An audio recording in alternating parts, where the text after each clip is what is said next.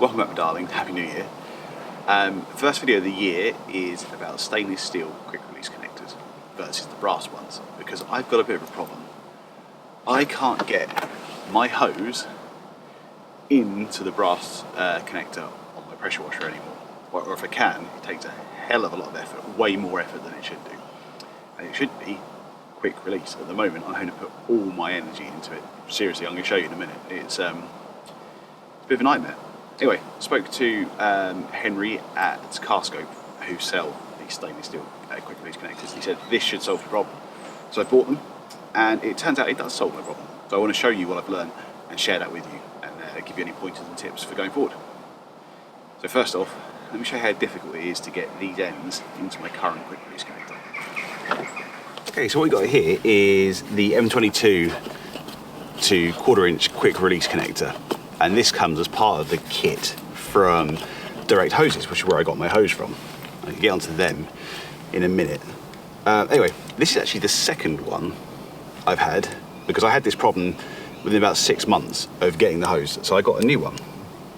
However, that didn't actually come from Direct Hoses, because their customer service is so abysmal, they didn't respond to 3 emails or 2 voicemails that had been left. This came from a forum member on Detailing World, who had changed their hose setup, so they no longer needed it, but it's what I needed. Secondly, this is 1/4 inch QR quick release connector out of the pressure washer outlet. That apparently is quite uncommon. It's usually a metal, it's usually a male end coming out of there. But Direct Hoses do it slightly differently. Also, they do 1/4 inch rather than 3/8, so you've got slightly reduced flow, perhaps. Anyway, so yeah, that is it's frustrating. I didn't know that about them to start with when I bought them. Apparently, it has got a bit better recently, but I will never give them any of my money again based on the experience I've had. But let's not dwell on that right now. Let's look at what the problem is. This end is a bit rusty actually. I think these are nickel coated, these ends, but it was really corroded, so I polished it with a polishing wheel on my Dremel to see if that was causing the problem. It wasn't, but it obviously is now taking off a bit of the coating, so I probably need to put some WD-40 on the end of this just to protect it. Again, another issue. So I'm going to put this into here. You can see that. Now that's not closed. Right, that's just in, and the collar's back. So let's try and close this now. I can't really show you how much force I'm putting into this.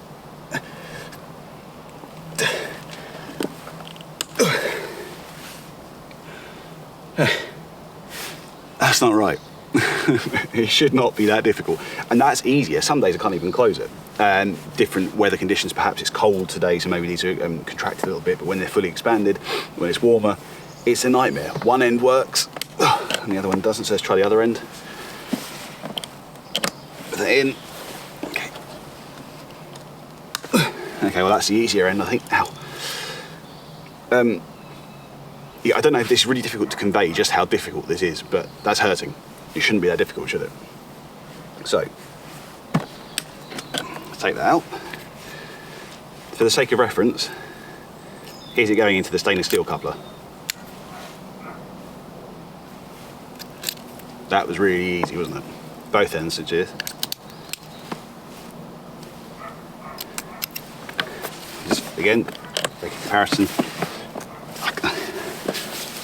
I'm worried it looks like I'm hamming this up, but I'm not. I'm trying not to. However, okay, I'm going to put this stainless steel connector in, and whilst it's super easy, it's easier, a hell of a lot easier to connect. See that? And then this goes into there. So this is a temporary solution until I get a full stainless setup, but that means I need to change the hose, because the hose will also have basically it'll be like that on that end, but it'll be 3/8 of an inch rather than 1/4 of an inch, and then it will have like basically a male outlet from there effectively, and then that will goes onto there, and again it will be yeah, again, I think it's female on this end as well, or it might be male, I'm not too sure for that. And it's a 3 inch, yeah, it'll be male on this end, and then it will be a 3/8 of an inch receptacle on the end of the trigger gun. Which brings me to another thing. Let me go and get the trigger gun, because I can barely get that closed either. Okay, there you go. This is the receiving end. This is where the hose goes into on the trigger. Now this does go in more easily, but he says, Jesus Christ. I'm gonna have to leave this connected, I think, because if I get it on, there we go. Whoa.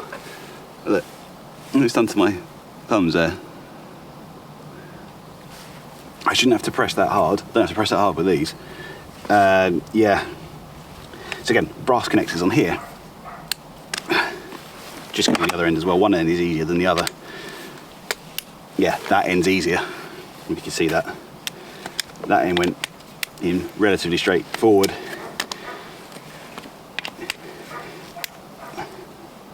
And that is now, though. Maybe it's lubricated itself up a bit. Anyway, you saw how difficult it was the first time. Ow. Yeah, so I thought, oh, okay, I'll just swap these over for brass connectors. No, because the brass is so soft, I couldn't undo it from this to put a brass female receiving end in.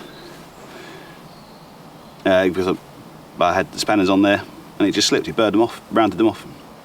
So I have to get a completely new gun. So I'm going to go for the MTM gun with stainless steel fitments. But for now, this is going to be my solution. With stainless, what's the difference then really? Metallurgically, I don't really know. I know they're made from different things, but what I can tell is that these don't expand and contract anywhere near as much. They've got built to a higher grade as well, but the material itself is harder and doesn't expand and contract. Therefore, these things don't change in their ability to fit in and out of them. So it's a good thing. I could bring you back around to look at me, because obviously you didn't want to see my face, why not? But I can talk to you more easily. Okay, so we've got the conclusion that stainless is better. Where can you get the stainless steel couplers and the trigger guns, and where would you get the hose from? Well, two options I know of that are well recommended. One is Q washers and the other one is Carscope. I'm using Carscope because I know the owner through the Detailing World forum and I want to support him. It's a new business. That's my personal preference. You don't have to follow that at all. Q washers are very highly rated. You can speak to them over the phone and they'll sort out what you need, really, from what I can understand. I cannot recommend direct hoses at all. I know there's been some change in personnel. I know they've got more people there now to help deal with the orders they've had. So it may be better, and your experience may be better than mine was. And there are plenty of hoses that say they are good now. There are also plenty of people that said they would never touch them again with the barge pole because they had appalling customer services. They're fine to buy from, they're bad when something goes wrong. That is my experience, and that was about 18 months ago. Yeah, 2 years, so 18 months to 2 years ago. Other people have had a similar thing.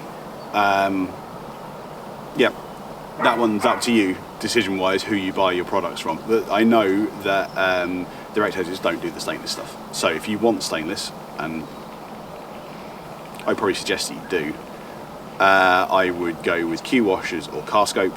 Carscope do the hoses as well, so the Q washers. And both of those will do them with 3/8 of an inch couplers and on the inlet, on the hose and everything, which means there is a bigger orifice at the hose ends and therefore more water flowing through. So that's got to be a good thing as well. Right, hopefully that's been useful. Hopefully it hasn't been too ranty, and I'll speak to you in the next video. Thanks, see you, bye bye.